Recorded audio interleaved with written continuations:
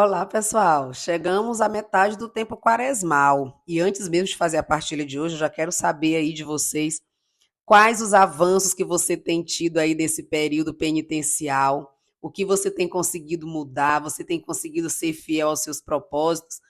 Deixa aqui nos comentários, porque quando a gente partilha, a gente edifica a vida de outras pessoas. As pessoas vão vendo que não são só elas que têm dificuldade e vão percebendo que é preciso perseverar nos propósitos que a gente se determina a cumprir.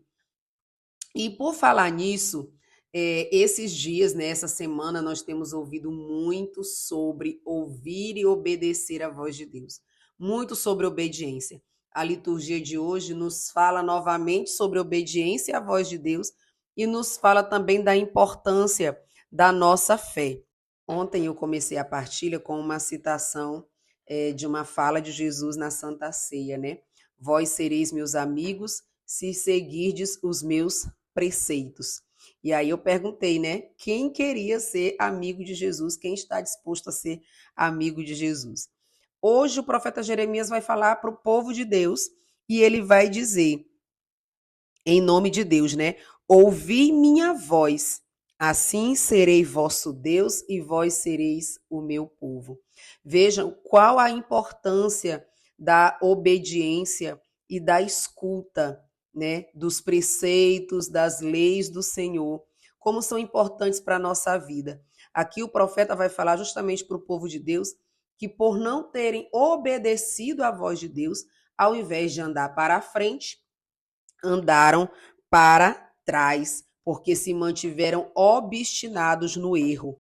Então, uma das coisas que nós precisamos pedir ao Senhor neste período penitencial, propício à conversão, à oração, sobretudo, é pedir ao Senhor que Ele nos dê um coração de carne e tire de nós o coração de pedra. Tire de nosso coração toda a dureza, toda a frieza, toda insensatez, que ele possa, né, abrir o nosso coração, amolecer o nosso coração para poder acolher a palavra dele. Que ele possa revolver, né, esta terra do nosso coração para que ela se torne uma terra propícia para acolher a semente da palavra de Deus. E sendo uma terra boa, essa palavra de Deus possa frutificar e que nós tenhamos paz para fazer a vontade de Deus, para obedecer à vontade de Deus e assim caminhar para frente. Nós precisamos pedir com insistência ao nosso Deus que Ele coloque em nosso coração o dom da fé, porque a fé é um dom gratuito de Deus que dá a todo aquele que lhe pede. Deus não nega os seus dons, aqueles dons que são necessários para a nossa salvação. Ele não nega nenhum de seus filhos que pede. Então, quem coloca a fé no nosso coração é o próprio Deus. E a gente só pode obedecer a Deus se nós crermos em Deus, se nós acreditarmos que a Sua palavra é a verdade, que a Sua palavra é vida, que a Sua palavra edifica, que a Sua palavra transforma, que a Sua palavra nos conduz para o bem. Então, todos os dias, na nossa oração, a primeira coisa que a gente precisa pedir é fé. Fé para poder crer. E por falar em crer, hoje no Evangelho, Jesus é acusado de agir em nome de Beuzebu. Veja, Jesus acabara de expulsar um demônio de um mudo.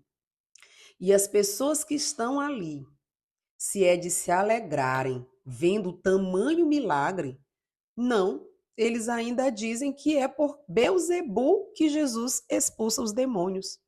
Outros, para encher mais o saco, ainda ficam pedindo sinais para Jesus. Ora, não já foi sinal suficiente um mudo voltar a falar? Não, eles continuam incrédulos. Então, veja, um coração empedernido, é impossível ter fé. É impossível crer, por maiores que sejam os milagres que aconteçam na tua vida, ao teu redor, se o teu coração for duro, teu coração não vai ter fé. Vai ser um coração soberbo. E Deus resiste aos soberbos. Deus só dá a sua graça àquele que é humilde. Nós precisamos pedir o dom da fé a Deus, justamente para quando acontecerem situações, milagres, prodígios, coisas maravilhosas na nossa vida, a gente não duvidar de quem fez aquilo por nós. A gente não entristecer o Espírito Santo, né? Porque, veja, Deus se manifestou no meio daquele povo e eles disseram que não era uma ação de Deus. Como que o inimigo de Deus pode fazer algo bom? Como que o inimigo de Deus vai lutar contra os amigos dele? Como é que um demônio pode expulsar outro demônio? Não faz sentido. E é por isso que Jesus diz: um reino dividido não se sustenta. Como é que o diabo vai expulsar outro diabo, né? Então, isso também nos leva a refletir que toda divisão causa destruição. Na divisão, nada se constrói. Se o nosso coração está dividido, nós não temos paz. Quando nós estamos indecisos entre uma coisa e outra, nós não temos paz. Se a nossa família está dividida, também não há paz. Se a nossa casa está dividida, não há paz. Só há paz na unidade. E quem une é Deus. Tomemos muito cuidado para não deixar o nosso coração se dividir, para não deixar o nosso coração não reconhecer a verdade. Como por exemplo, lá na criação, a serpente enganou os nossos primeiros pais, colocando dúvida no coração deles. Deus disse uma coisa, a serpente modificou para que Eva entendesse outra coisa, ficasse na dúvida e por isso caísse em pecado. Nós precisamos tomar cuidado também para não deixar a dúvida entrar no nosso coração, porque a dúvida leva à morte. Foi o que aconteceu com nossos primeiros pais. Pela dúvida, desobedeceram a Deus, pecaram e foram banidos do Éden. Por causa do pecado entrou a morte no mundo. Então, na dúvida, não vem nada de bom para a nossa vida. Nós não podemos duvidar do amor de Deus. Nós não podemos duvidar do poder de Deus transformador, do poder de cura, do poder de libertação, do poder de realizar milagres. Nós não podemos perder a nossa fé, nem deixar de crer que o nosso Deus só realiza aquilo que é bom, porque em Deus não habita o mal.